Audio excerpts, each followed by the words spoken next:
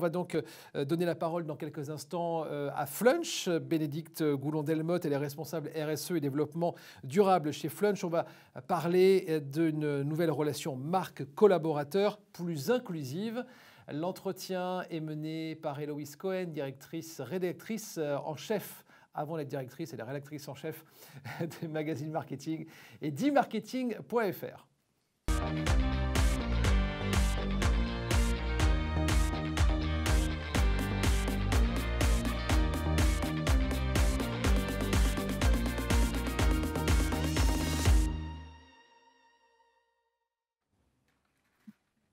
« 228 restaurants ouverts 7 jours sur 7, 5500 collaborateurs et plus de 55 millions de clients par an.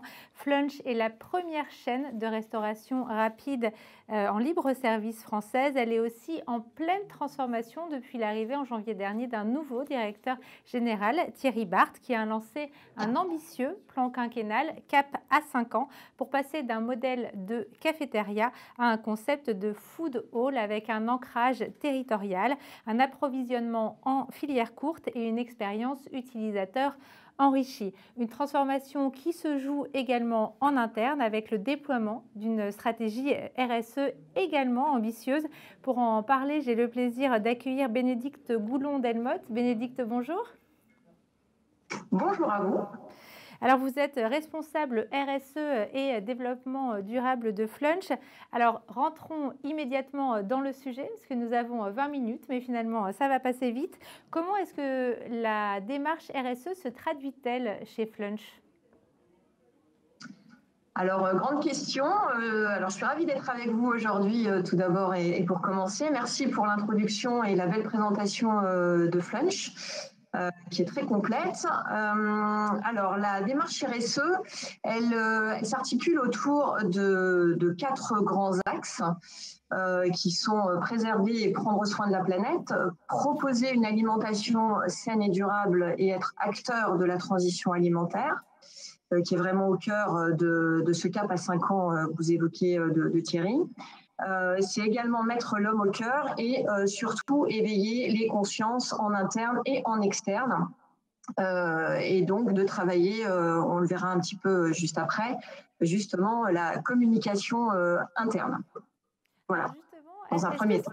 Est-ce que ce n'est pas un petit peu étonnant que ce soit la même personne, en l'occurrence vous, qui est en charge à la fois la démarche RSE et également la communication ? Alors effectivement, maintenant je pense que c'est beaucoup lié à mon parcours, puisque juste pour me présenter et vous donner un peu plus de pistes pour répondre à votre question, ça fait 16 ans que je suis chez Flunch. J'ai un parcours plutôt marketing au sein de l'enseigne, puisque j'ai travaillé au tout début, donc au sein du service marketing, sur l'expérience et l'offre à destination des familles et de l'enfant, puisque Flunch c'est quand même le restaurant de la famille. Donc, j'ai beaucoup travaillé et œuvré sur ce sujet. Et puis, j'ai également travaillé sur la cible des seniors et aussi sur les actions au niveau national. Donc, j'ai un parcours de 16 années où j'ai côtoyé tous les services, tous les acteurs. Et je connais un petit peu les ficelles et comment fonctionne notre entreprise et surtout qui aller voir pour avoir les réponses rapidement. Et donc, c'est un petit peu pour ça voilà, que j'ai aujourd'hui cette double casquette et RSE parce que d'une, j'avais envie un petit peu d'évoluer et de changer par rapport au sujet que je maîtrisais beaucoup sur l'enfant pendant presque 15 ans. Et j'avais envie donc d'évoluer vers des sujets qui me sont plutôt très sensibles et qui personnellement m'intéressent et me préoccupent, donc tout ce qui est développement durable. Donc Flunch m'a donné cette opportunité et la partie communication, elle est venue très naturellement et elle a été accentuée avec la crise du Covid cette année, mais tout au long de mon parcours, j'ai toujours beaucoup communiqué parce qu'on ne peut rien faire sans les équipes et on ne peut rien faire de toute façon si on ne partage pas ce sur quoi on travaille.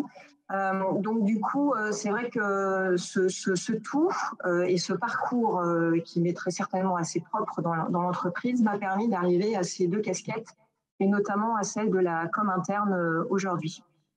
Alors justement, vous en avez un petit peu parlé. Aujourd'hui, quels sont les enjeux RSE de Flunch? Et puis, est-ce que finalement ces enjeux ont été modifiés par le contexte sanitaire ou ils sont restés identiques?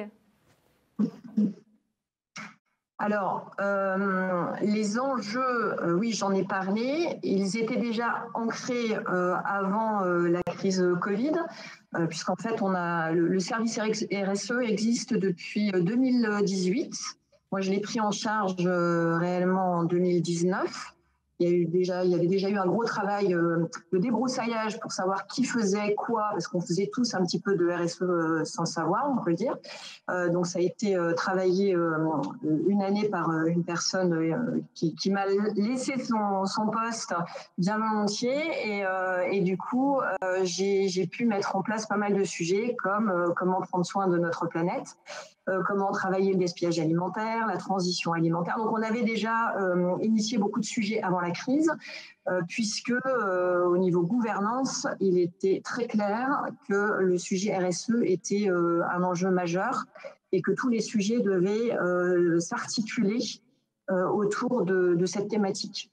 Donc ça, c'est pour la mise en place de la structuration du service. Et ensuite, la crise Covid, oui, elle a accéléré beaucoup de sujets parce qu'on était tous convaincus avant la crise qu'il fallait aller sur du circuit court, travailler avec des producteurs locaux. Donc, on avait œuvré déjà depuis 2 ans avec, par exemple, pour une agriculture du vivant, on est membre fondateur et on accompagne des agriculteurs dans leur transformation et transition vers une agroécologie pour travailler au mieux le vivant et réfléchir autrement le travail de la terre. Donc ça, c'était des choses qu'on avait déjà initiées. Et en fait, ça a accéléré cette mise en place et du coup, on a, à la reprise de notre activité au mois de mai-juin, travaillé les circuits courts et ce qui était compliqué et complexe dans les approvisionnements, puisque comme vous le citiez, on a 226 sites, donc travailler avec des agriculteurs locaux, c'est pas simple quand on a une logistique très rodée et très organisée. Donc, il a fallu travailler avec un réseau qui s'appelle Vivalia et qui nous a facilité beaucoup la tâche. Et donc, on a pu proposer des endives du Nord, des fraises dans le Sud, enfin voilà, en fonction bien évidemment des saisons. Donc, l'avantage aussi, c'est travailler la saisonnalité quand on travaille du circuit court et directement avec les producteurs. Ça a été également aussi un accélérateur puisque dans notre phase de transformation, c'est d'être encore plus des restaurateurs et d'apporter des gestes de restaurateurs. Et qui dit travailler du circuit court dit des produits bruts. Donc de retravailler avec nos équipes des recettes, des gestes restaurateurs, préparer, ça paraît tout bête, des carottes râpées et pas des carottes qui arrivent toutes préparées. Enfin voilà, c'est des petits exemples comme ça, mais en tout cas, le circuit court et le lien aux agriculteurs, ça a été un accélérateur avec le Covid. On a également beaucoup travaillé sur tout ce qui était emballage, puisque l'emballage, on le sait, dans la restauration, est doublement lorsqu'on est dans un contexte comme celui-ci, avec du à emporter. On a notre activité traiteur, par exemple, qui va réouvrir pour les fêtes de fin d'année. C'est quelque chose qui était très fort avant, mais qui l'est encore plus aujourd'hui.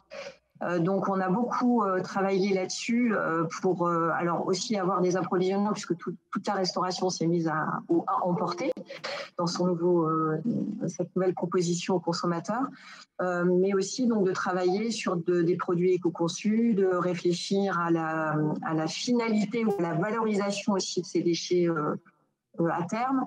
Voilà, donc par exemple, et puis si je prends un autre exemple, parce que les sets de plateau chez Flunch, c'est quand même quelque chose qui est historique, un marqueur que nous avons arrêté avec à la reprise du déconfinement, ce qui nous permet quand même d'éviter un certain tonnage de papier et voilà, plus concrètement, 3000 arbres qui ne sont pas coupés par an en arrêtant ce set de plateau.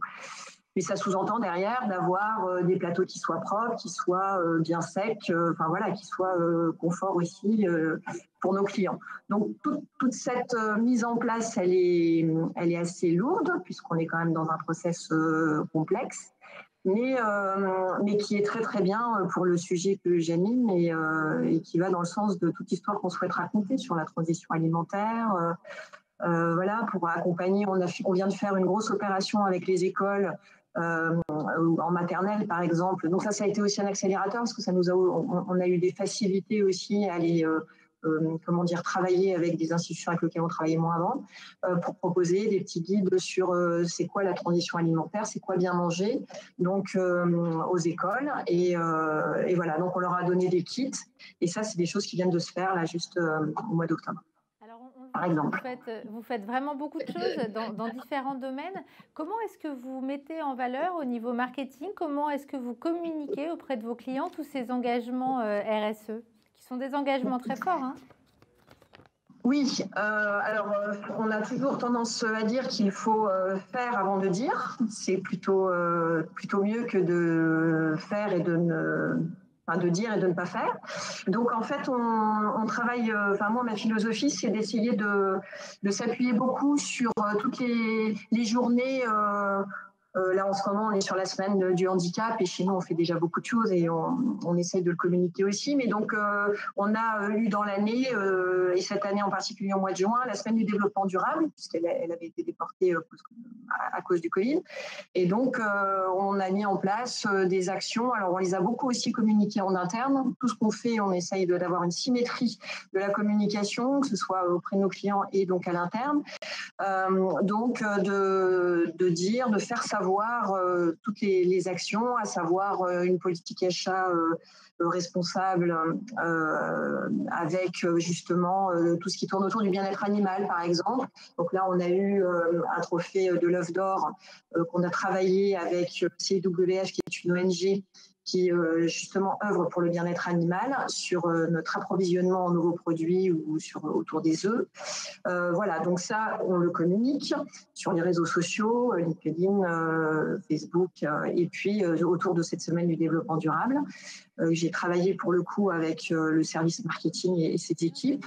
On met en avant évidemment tout ce qu'on fait sur les emballages, puisqu'il y a eu un gros travail de fait, sur Too Good To Go, qui est un partenaire pas historique, parce qu'ils ne sont pas très, très vieux, mais avec lequel on fonctionne depuis déjà plus de 2 ans, sur le gaspillage alimentaire.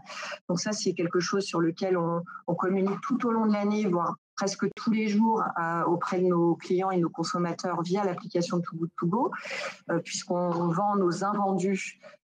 C'est des paniers qui valent 3 €, des paniers surprises où on retrouve 3 ou 4 produits pour 3 € en fin de service et ça évite de jeter et ça lutte contre le gaspillage alimentaire. Voilà, donc ça c'est des actions donc soit qui sont thématisées parce que calendarisées, je dirais, au niveau national sur des journées européennes, mondiales, enfin voilà. Et puis tout au long de l'année, on essaye de valoriser les actions, les petits pas de nos colibris, soit via Internet, soit les réseaux LinkedIn ou comme je le fais aujourd'hui, à partager avec vous tout ce qu'on peut mettre en place. Eh bien, malheureusement, notre entretien touche déjà à sa fin, mais avant de vous quitter, je voulais savoir quels étaient les grands chantiers que vous aviez prévus sur ce point de la RSE pour 2021. Alors, on vient juste de terminer notre premier bilan carbone. Donc ça, c'est un des premiers gros chantiers de 2021 puisqu'on a développé un plan d'action et qui va travailler sur l'éco-conception de nos menus, sur les énergies dans nos restaurants, comment les optimiser et comment les maîtriser. Et puis travailler sur toute la partie communication. Alors, on ne l'a pas trop évoqué, mais sur la com interne, puisque la com externe envers nos clients, mais aussi interne pour valoriser justement toutes ces bonnes pratiques. Voilà les grands axes, vraiment très courts. Eh ben, merci beaucoup Bénédicte. On retrouve cette intervention en replay dès demain sur notre site internet www.emarketing.fr. Merci.